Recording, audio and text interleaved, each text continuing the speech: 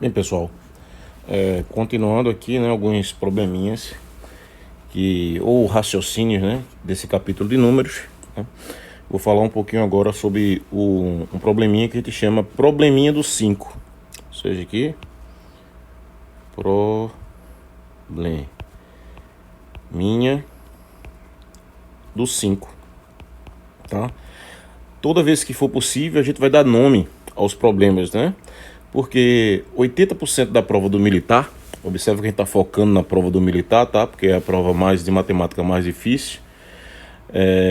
A gente coloca nome, porque 80% da prova, normalmente, são problemas conhecidos, né? São problemas que caem constantemente em vários concursos, em várias escolas militares, não necessariamente na Escola Militar do Recife, né? No Colégio Militar do Recife, mas nos outros colégios militares. E são problemas que são repetidos, então a gente dá nome para esse tipo de problema, né? Para tipos de problema. E esse tipo de problema a gente chama de probleminha do 5, tá? E é um tipo de problema relativamente fácil, tá? Que aparentemente ele é um problema difícil, né? Que exigiria muitos cálculos, mas com algumas observações a gente resolve esse problema facilmente. Então o problema consiste no seguinte raciocínio. Imagina o número 5, né? Numeral 5. Se eu multiplicar o numeral 5 por um número par, ou seja, por 2, por exemplo, o resultado vai dar 10. Observe esse último número aqui, né? Esse último algarismo, ele sempre vai ser 0.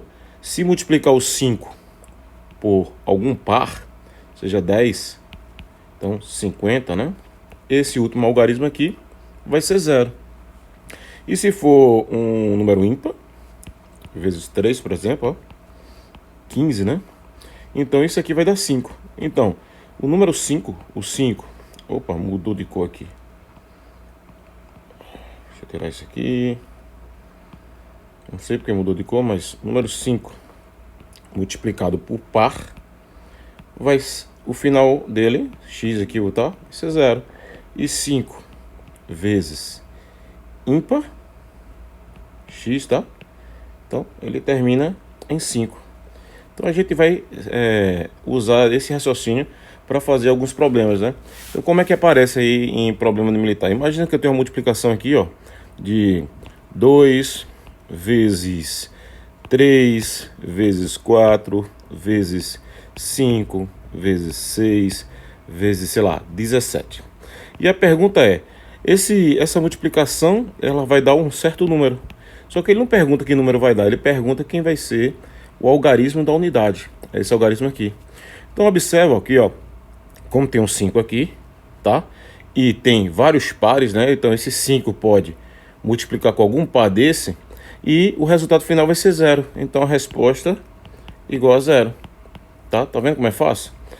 Aí o que acontece? Ele pode perguntar, só colocar ímpares, ó. 3, 5, 7, 13 e fazer a mesma pergunta, né? Aí, qual o algarismo aqui da unidade?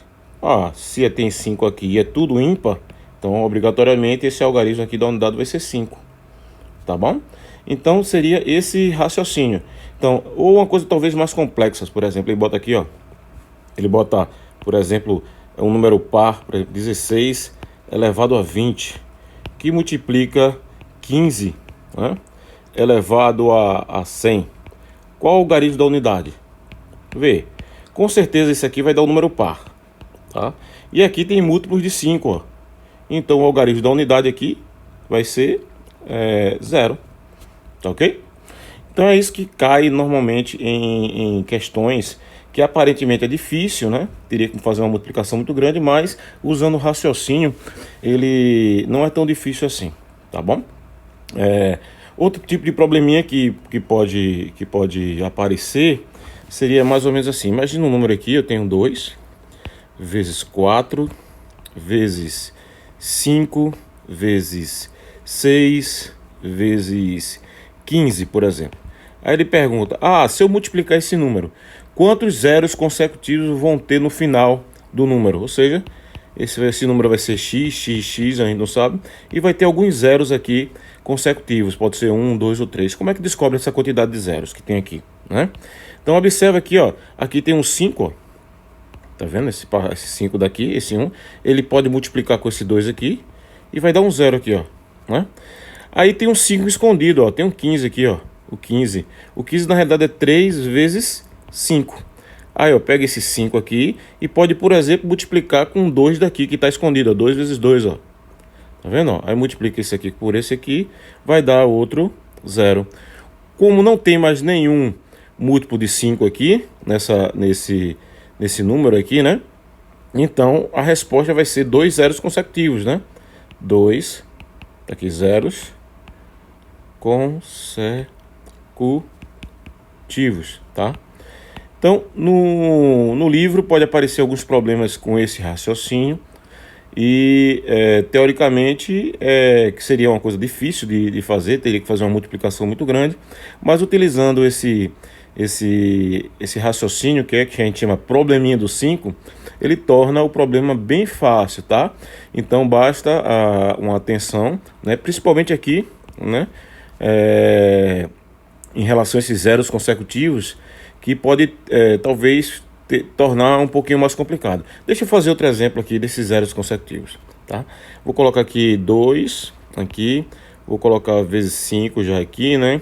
Vezes 7, aí eu vou colocar 15 aqui, vou colocar vezes 4 e vou colocar vezes 6 também e vou colocar 25.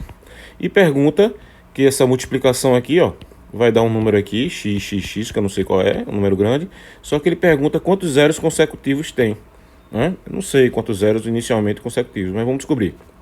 Zeros consecutivos, tá? Então, vê só, aqui tem um 5 já, que eu posso multiplicar já com esse 2, vai dar o primeiro zero consecutivo. Tem um 15 aqui, ó, que na realidade é 3 vezes 5. Aí eu posso, por exemplo, pegar, volta aqui, pegar aqui, ó, aqui é 2 vezes 2, né? 2 vezes 2, pegar esse 5 daqui e multiplicar com esse 2 aqui, vai dar outro zero consecutivo aqui, tá? Aqui, ó, tem 5 vezes 5, que é 25, ó. Eu posso pegar esse 5 aqui, multiplicar com esse outro 2 aqui, ó. Aí vai dar outro zero consecutivo. E tá vendo 6 aqui? 6 é 2 vezes 3. Aí, ó, tem esse 2 aqui. Vou multiplicar com esse outro 5 aqui, ó. Vai dar outro zero consecutivo. Como acabou os 5, né? É lógico que tem mais pares. Não tem mais pares. Deu na continha, né? Então, como não tem mais 5, então a resposta são 4. Deixa essa cor mesmo. Zeros. Eita, essa cor não. Isso aqui mudou aqui. 4 zeros consecutivos, entendeu? Então o raciocínio é esse, pessoal. Espero ter ajudado e ainda vou falar de alguns probleminhas ainda, né, desse capítulo. Tem um probleminha que chama probleminha do gigante. Probleminha do gigante. Tá? No próximo vídeo eu acredito que eu vou falar sobre esse probleminha, tá? Que também é um problema de raciocínio, tá? Que também pode cair nesse capítulo de números, tá? Como um problema. Esse tipo de problema não é formalizado em teoria, tá? Realmente eles são apenas verificados em exercícios, né? Esse tipo de raciocínio, mas à medida que vai fazendo mais exercício, ele se torna comum, se torna um problema que a gente chama problema tradicional. Todo problema tradicional, à medida do possível, a gente vai dar nomes para esse problema, tá? Então a criança vai ficar, decorando, ela decora esse tipo de problema, né? Então decora os nomes, facilita o aprendizado. Toda vez que ela pega uma prova lá e olha o tipo do problema, ela faz: esse probleminha é o probleminha do gigante. Esse problema é o problema da caixa de chocolate. Então a gente dá nomes para esse problema e facilita muito uma coisa que teoricamente para eles é difícil, aí torna fácil só por causa do nome. É interessante, né? A gente só basta mudar o nome do problema e o raciocínio daquele problema fica fácil, né? Porque ele como decorasse, né? Como ele tivesse acostumado com aquele tipo de raciocínio. Então são tipos de raciocínios que a gente vai trabalhando e eles vão se acostumando com isso. Obrigado, valeu por tudo, até mais.